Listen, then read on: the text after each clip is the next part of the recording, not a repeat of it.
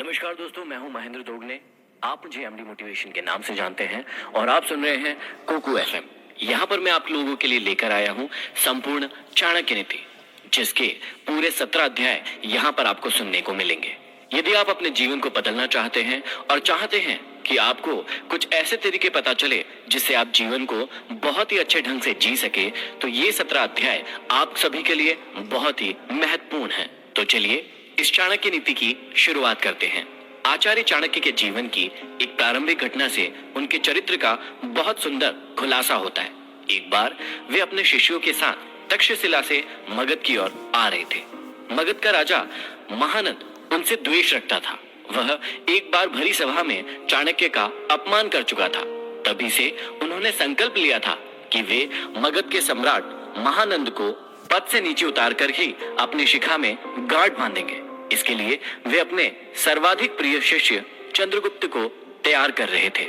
मगध पहुंचने के लिए वे सीधे मार्ग से ना जाकर एक अन्य उबड़ खाबड़ मार्ग से अपना सफर तय कर रहे थे। उस मार्ग में कांटे बहुत थे। तभी उनके पैरों में एक कांटा चुभ गया। वे क्रोध से भर उठे। तत्काल उन्होंने अपने शिष्यों से कहा, उखाड़ फेंको इन नागफनों को, एक भी शेष नहीं रहना चाहिए। उन्होंने तब उन कांटों को ही नहीं उखाड़ा, उन कांटों के वृक्षों की जड़ों में मही डाल दिया ताकि वे दोबारा न उग सके। इस प्रकार वे अपने शत्रु का समूल नाश करने पर ही विश्वास करते थे। वे दूसरों के बनाए गए मार्ग पर चलने में कभी भी विश्वास नहीं करते थे। वे अपने द्वारा बनाए गए मार्ग पर ही चलने में विश्वास करते थे। आशा करता हूँ इन अध्यायों को सुनने के बाद आप भी अपनी जिंदगी में अपने मार्ग खुद तैयार करें, अपने ऊपर विश्वास करें और अपनी जिंदगी में आगे बढ़े।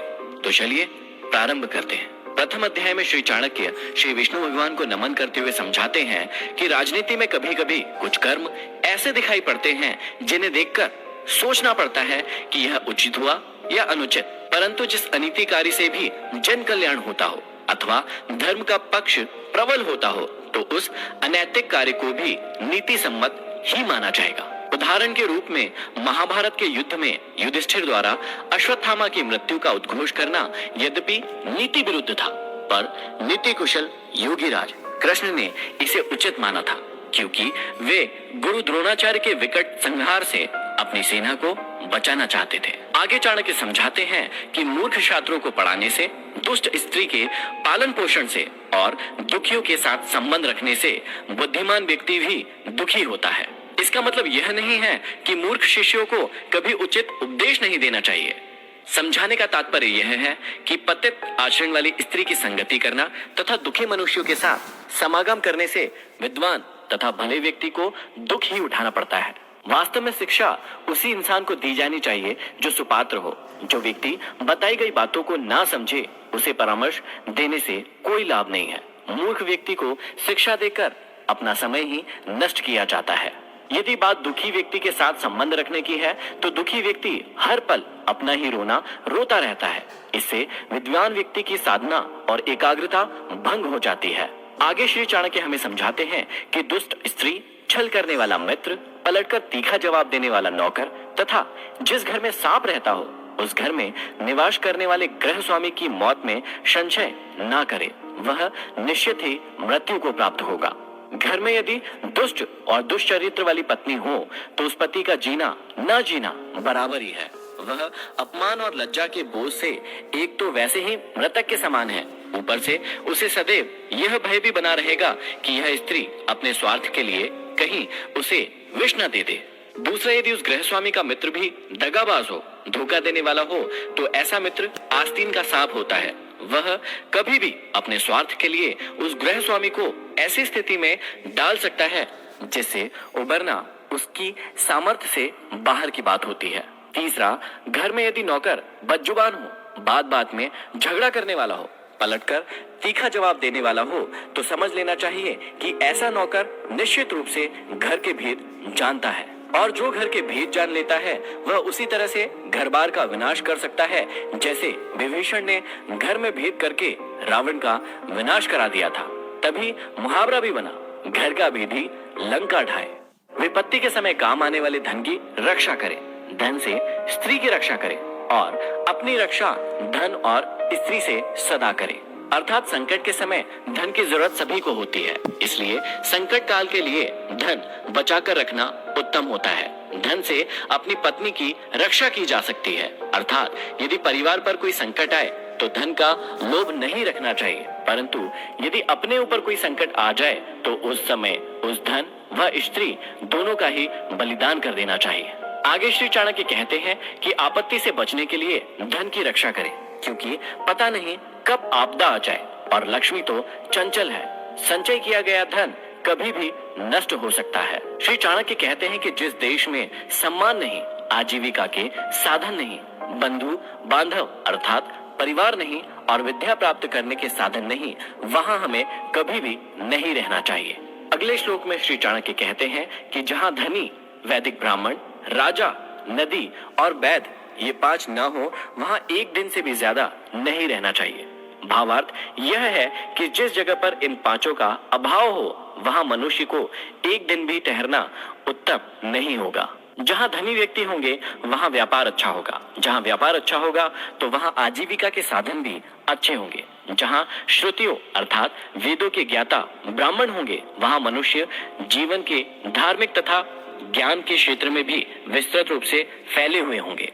जहां स्वच्छ जल की नदियां होंगी वहां जल का अभाव नहीं रहेगा, और जहां कुशल वैद्य होंगे वहां बीमारी पास में नहीं आ सकती। आगे श्री चाणक्य कहते हैं कि जहां जीविका, भय, लज्जा, चतुराई और त्याग की भावना ये 5 चीज ना हो, वहां के लोगों का साथ कभी ना करें। श्री चाणक्य कहते हैं कि जिस स्थान पर जीवन यापन के साधन ना हो, जहां सदैव भय की परिस्थिति बनी रहती हो, जहां लज्जाशील व्यक्तियों की जगह बेशर्म और खुदगर्ज लोग रहते हो, जहां कला कौशल और हस्तशिल्प का सर्वदा अभाव हो और जहां के लोगों के मन में जरा भी त्याग और परोपकार की भावनाएं ना हो, वहां के लोगों के साथ ना तो रहें और ना ही उनसे कोई व्यवहार रखें। श्री चाणक्य कहते हैं कि नौकरों को बाहर भेजने पर, भाई बंधुओं को संकट के समय तथा दोस्तों को विपरीत परिस्थितियों में और अपने स्त्री को धन के नष्ट हो जाने पर परखना चाहिए, अर्थात उनकी परीक्षा लेनी चाहिए। चाणक्य ने समय समय पर अपने सेवकों, भाई बंधुओं, मित्रों और अपनी स्त्री की परीक्षा लेने की बात कही है। समय आने पर ये लोग आपका किस प्रकार साथ देते हैं या देंगे, इसकी जांच उनके कार्यों से ही होती है। वास्तव में संसार में मनुष्य का संपर्क अपने सेवकों, मित्रों और अपने निकट रहने वाली अपनी पत्नी से होता है। यदि ये लोग छल करने लगे तो जीवन दुभर हो जाता है। इसलिए समय समय पर इनकी जांच करना जरूरी है कि कहीं ये आपको धोखा तो नहीं दे रहे हैं। आगे समझाते हैं कि बीमारी में, विपत्ति काल में, अकाल के समय, दुश्मनों से दुख पाने या आक्रमण होने पर, राज दरबार में और शमशान भूमि में जो साथ रहता है वही सच्चा भाई बंधु अथवा मित्र होता है। श्री चाणक्य समझाते हैं कि जो अपने निश्चित कर्मों तथा वस्तु का त्याग करके अनिश्चित की चिंता करता है, उसका अनिश्चित लक्ष्य तो नष्ट हो ही जाता है, निश्चित भी नष्ट हो जाता है। किसी ने सही कहा है, आदि को छोड़ सारी को धावे, आधी मिले न पूरी पावे। जो व्यक्ति अपने निश्चित लक्ष्य से भटक जाता है उसका कोई भी लक्ष्य पूरा नहीं हो पाता है। अर्थात भाव यही है कि आदमी को उन्हीं कार्यों में अपने हाथ डालना चाहिए जिन्हें वह पूरा करने की सामर्थ्य रखता हो। आगे श्री चाणक्य कहते हैं कि बुद्धिमान इंसान को अच्छे कुल में जन्म लेने वाली कुरूप कन्या से भी विवाह कर लेना चाहिए, परंतु अच्छे रूप वाली नीच कुल की कन्या से विवाह नहीं करना चाहिए, क्योंकि विवाह संबंध समान कुल में ही श्रेष्ठ होता है। लंबे नाखून वाले हिंसक पशु, नदियों, बड़े बड़े सिंग वाले पशु, शस्त्रधारियों, स्त्रियों और राज परिवारों का कभी भी विश्वास नहीं करना चाहिए। श्री चाणक्य कहते हैं कि पुरुषों की अपेक्षा स्त्रियों का भोजन दुगना, लज्जा चौगनी, साहस 6 गुना और काम 8 गुना अधिक होता है। इन बातों का हमेशा ध्यान रखना चाहिए। ये था भाग 1। अब हम सुनेंगे अगले एपिसोड में भाग 2। आप सुन रहे हैं कुकू एफएम एमडी मोटिवेशन के साथ।